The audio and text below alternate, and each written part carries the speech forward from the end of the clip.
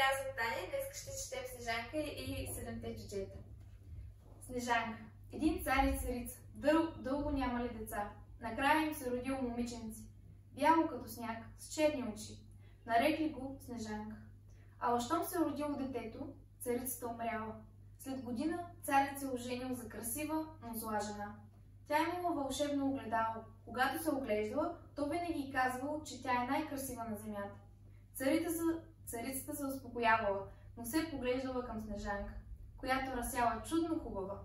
Когато девойката станала на 15 години, огледалцето изведнъж казало: „Най-красива сте, царице, вие, но Снежанка с хубаво 100 пъти ви бие."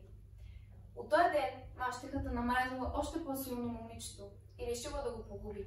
Един ден тя извикала придворния ловец и му заповядала да заведе Снежанка в гората и да я убие. Ловецът тръгнал с детето, но като стигнали гората, се съжалил над него и го пуснал. Снежанка хукнала да бяга и накрая стигнала до малка дървена къщичка. В къщичката имало масичка и 7 малки панички, а край стената били наредени 7 мънички легла. Снежанка хапнала от всяко блюдо, след това легнала и заспала. Скоро се прибрали стопаните, 7-те горски джуджета. Като видели красивото момиче, решили да го оставят при тях. На сутринта Снежанка им разказала историята си и джуджетата й поръчали да се грижат за домакинството. Всеки ден те отивали на работа, като й заръчвали да не отваря на никого. А в двореца царицата разбрала от огледалото, че Снежанка е жива и е в къщата на джуджетата. Тогава направила магия и се превърнала в продавачка и направила един отровен гребен.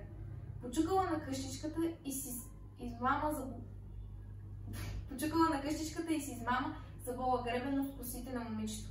Вечерта джуджетата заварили Снежанка в безсъзнание, но намерили гребена и тя се свестила.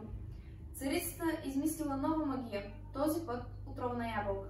Отначало Снежанка не искала да отвори, но ябълката изглеждала много апетитна и тя пуснала старицата в къщата. Щом момичето отхапало от плода, паднало като мъртво на пода. Този път джуджетата не могли да свестят любимата си Снежанка. Поръчали стъклен ковчег и поставили тялото й в него. Тя била все така, румена и бяла, като жива. Един ден наблизо минавал царски син, видял прекрасната девойка и се влюбил в нея. Джуджетата му разрешили да отнесе ковчега в двореца си. И о, чудо! Щом служителите разтърсили ковчега при повдигането му, отровното парче паднало от устата на момичето и то отворило очи.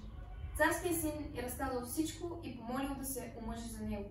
Снежанка с радост приел. Направили сватба за чудо и приказ. Поканили много хора, разбира се и горските джуджета. Те се радвали